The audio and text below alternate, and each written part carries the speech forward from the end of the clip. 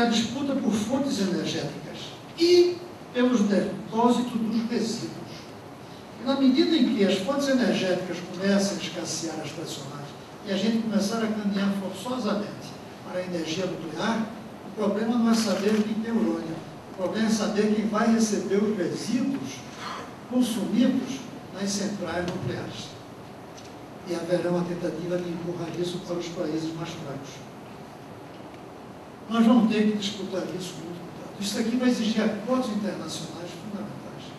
Tanto na hora da disputa por fontes energéticas, para que os Estados Unidos não bombeiem o nosso pré-sal para eles, que pode acontecer daqui a 20, 30 anos, como também para que não mandem para nós os resíduos nucleares, e nem que nós joguemos para outros lados.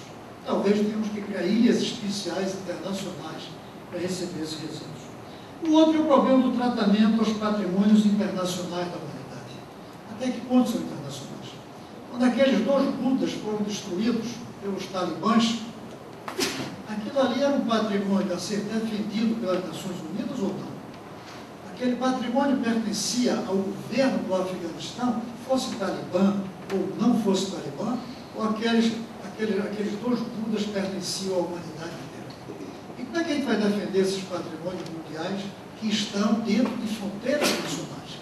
Não existe nenhum patrimônio internacional em uma região internacional. Não existe. Patrimônios internacionais estão dentro de fronteiras nacionais. Como é que a gente vai fazer isso? Semana passada tivemos um debate grande no Senado sobre o patrimônio subaquático brasileiro. E há uma pressão muito grande dos grupos de caçadores de tesouros, e com argumentos fortes de que nós deveríamos abrir nossos mares à exploração do patrimônio, dos barcos afundados que existem por aí, para que eles pudessem retirar. Até com o argumento de que se eles não retiram, nós não vamos ter dinheiro para pesquisar e retirar. É melhor eles dividirem conosco do que nós deixarmos aquilo submerso. É uma discussão que a Unesco tomou uma posição muito clara e o governo brasileiro de que é melhor deixar submerso do que ter que dividir com os caçadores de tesouros dos terrenos. Mas é um ponto a ser discutido. E até que ponto a gente vai garantir manter isso? Finalmente, eu coloco, nesse ponto, depois falo um pouquinho sobre o sindicato, a ideia que eu já falei de que vamos precisar de diplomatas, mas tire diplomatas e coloque servidores das relações exteriores com sentimento apenas nacional hoje, para diplomatas com sentimento global, sem perder o sentimento nacional.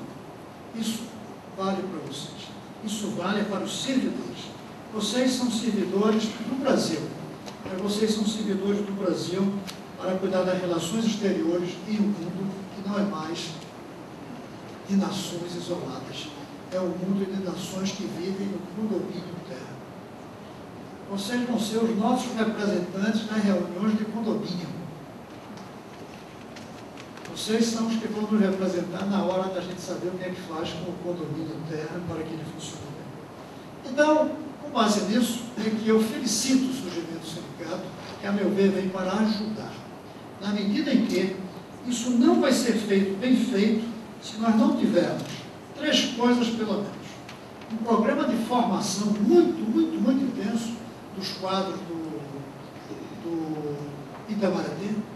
A formação, como eu disse há pouco, não só do ponto de vista de disciplinas isoladas, como a gente se acostumou nas universidades que estão ficando velhas no mundo, mas a formação no sentido holístico, da mentalidade inteira como vocês vão ter que ir trabalhando. O segundo é o apoio salarial. Se são importantes, vão ter que ter salários que possam atrair para cá os melhores quadros. Hoje já dá para dizer que por vocação ou por salário, do ponto de vista da diplomacia, a gente consegue atrair os melhores quadros. É o oposto, e aí a tragédia brasileira, do que ocorre com os professores da educação de base. Na educação de base, nós escolhemos os menos preparados. Só vai ser professor de base alguns raros que têm uma vocação fenomenal, como de ser monge e não querer um salário, ainda fazer voto de castidade, porque o salário não consegue manter a família, ou vão aqueles que não conseguiram encontrar profissões de melhor remuneradas. Não podemos deixar que na categoria de vocês o salário não seja suficiente para atrair. E, finalmente, eu coloquei sob o nome de apoios, mas são aqueles gestos que o Brasil, não é o governo apenas, deve fazer para que a atividade de vocês seja protegida daquilo que tem diferenças. Como conversávamos há pouco, aqueles que têm seus filhos no exterior. Tem que dar educação para os filhos quando eles estiverem no exterior. Sobretudo naqueles países de idiomas exóticos para nós. E aí eu aproveito para fazer uma referência não apenas a vocês, diplomatas, mas a todos os brasileiros expatriados de hoje. Daí o meu projeto de criar 4 cadeiras de deputados para que representem os brasileiros do exterior. Não é possível continuar a tragédia de que no Japão hoje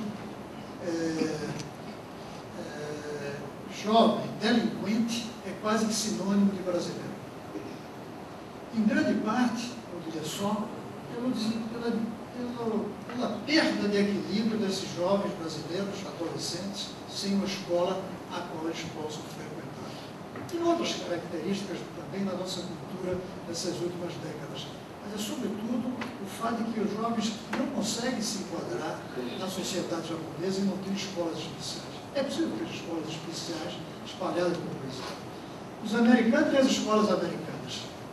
Os franceses têm as escolas francesas. O Brasil precisa começar a ter escolas brasileiras. Não na quantidade dos americanos, seria ilusão, mas pelo menos algumas escolas brasileiras espalhadas em certos países do mundo. Isso faz parte do apoio. Como faz parte do apoio, tudo mais que significa o sacrifício de uma carreira de quem mora um tempo no país e um tempo no exterior. Aquilo que eu considero que é a grande tragédia do diplomata. Não ver seus filhos crescendo, nem seus pais envelhecendo. Porque quando os filhos chegam à adolescência, ficam no Brasil ou vão para outro país estudar. Porque não dá para estudar na África, não dá para estudar no país onde eles estão. E ao mesmo tempo os velhos ficam aqui, os pais, e eles vão servir em outros países. Essa é, para mim, o maior dos sacrifícios de um servidor do Itamaraty que serve no exterior. Não ver os filhos crescendo, nem netos, nem ver os pais envelhecendo. Por isso preciso de apoio. Eu quero dizer que, como político, eu tenho o sentimento da importância das relações exteriores na formação do Brasil do futuro. Um Brasil integrado, mas um Brasil soberano. Nem um Brasil isolado para manter sua soberania, nem um Brasil globalizado às custas da sua soberania. Não tenho a resposta para isso, mas sei que a resposta vai ter que ser encontrada aqui dentro. Não acredito que os políticos serão capazes de encontrar essa saída. Nós apenas vamos repercutir no voto, nas tomadas de decisões legais, aquilo que vocês foram capazes de refletir aqui dentro. E eu espero que o sindicato não apoie isso. Nós somos um país onde a maioria ainda é pobre, mas nós temos uma minoria com a riqueza, com o acesso a recursos, como os ricos também têm. E lá fora não dá para dizer que os países ricos são ricos. Eles têm uma maioria de ricos, mas eles têm uma minoria de pobres dentro deles. O fato é que há hoje, e por ali é o único desenho que eu quero apresentar, nós somos hoje, imagine cada bola dessa é um país. As bolas de cima são os países onde a maioria é rica. Os de baixo são os países onde a maioria é pobre. Nós estamos na parte de baixo. Hoje existe uma cortina, que eu chamo de ouro, cortando todos os países do mundo. Uma cortina que serpenteia o globo, dividindo os pobres dos ricos. Os ricos, como vocês veem, dentro daquele oval, eles hoje formam um país, uma espécie de primeiro mundo internacional dos ricos. Essa gravata deve ser muito parecida, e a roupa e tudo aqui com a parte rica de qualquer país do mundo. Não há diferença. Agora, ao lado de fora daquela cortina, existem pobres espalhados pelo mundo como um verdadeiro arquipélago. Porque os ricos são iguais em qualquer parte do mundo. Os pobres são diferentes até de um bairro para outro na mesma cidade. Como é que a gente vai conviver em um mundo que integrou ricos e desintegrou dentro de cada país a parcela pobre?